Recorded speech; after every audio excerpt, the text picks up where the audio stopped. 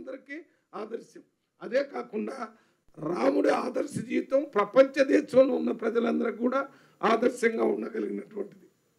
అది మీరేదో కనిపెట్టినట్టు రాముడికి మేమేదో చేసినట్టు చెప్తున్నారు. అసలు అక్కడ మీరు కట్టిన రామాలయానికి మొట్టమొదటి ఫౌండేషన్ వేసింది ఆనాటి ప్రధానమంత్రి రాజీవ్ గాంధీ గారు అనే విషయాన్ని మర్చిపోవద్దు. ఆ రామాలయంలో అది కాకుండా మళ్ళీ ఇప్పుడు శ్రీకృష్ణుడు సబ్జెక్ట్ను ఒకటి తీసుకొని వచ్చి సముద్రంలో ఎక్కడ అసలు ఉందో లేదో ఎవరికి తెలియదు. అక్కడ పోయి నేను ద్వారకా పోయి వచ్చాను, ద్వారకలో శ్రీకృష్ణుడికి నిమలిపించి ఇచ్చానంటే శ్రీకృష్ణుడు ఎక్కడ కనపడడు, ద్వారకా నగరం ఎక్కడ ఉంది? ఉట్టి మాటలు చెప్పి ప్రజల్ని సెంటిమెంటల్ ఎక్స్ప్లాయిట్ చేసి రేపు ఓట్లు తీసుకోవాలని ప్రయత్నం చేస్తున్నారు. కానీ ప్రజలు ఇప్పుడు చదువుకున్నారు, ప్రజలకి మొత్తం అర్థమైంది. అందువల్ల రేపు తెలంగాణ మోడల్లోనే ఎన్నికలు.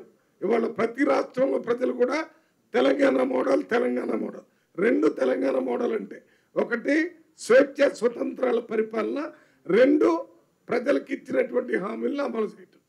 ఇది తెలంగాణ మోడల్. ఈ తెలంగాణ మోడలే రేపు మొత్తం అన్ని రాష్ట్రాల్లో రాబోతున్నాయి. చెప్పండి సార్, మీకేంటి అంటే నేను రిజైన్ చేయకుండానే రిజైన్ చేశానని చెప్తే మొత్తం అన్ని టీవీల్లో వచ్చినాయి, అన్ని పేపర్లో వచ్చినాయి. మరి మీకెందుకు అనుమానం వచ్చింది చేయకుండా చెప్పి? యాక్సెప్ట్ చేస్తారా లేదని అడిగితే దానికి సమాధానం చెప్తాం. రిజైన్ చేసి ముఖ్యమంత్రి గారి దగ్గర ఇచ్చి నేను రేపు పార్లమెంటుకి నాగర్ కర్నూలుకి క్యాండిడేట్గా నేనే ఉంటాను, అక్కడ ఉన్నటువంటి ప్రజాప్రతినిధులు ఎమ్మెల్యేలు కానీ మంత్రి కానీ నాకు సపోర్ట్ చేస్తూ లెటర్ కూడా ఇచ్చారు.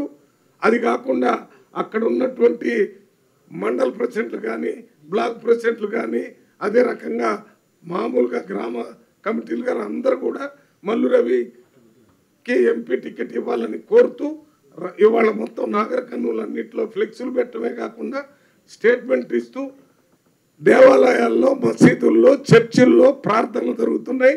నేను కూడా వ్యతిరేకంగా మాట్లాడితే మీరు వాటిని నమ్మాల్సిన పని లేదని చెప్పడం జరిగింది.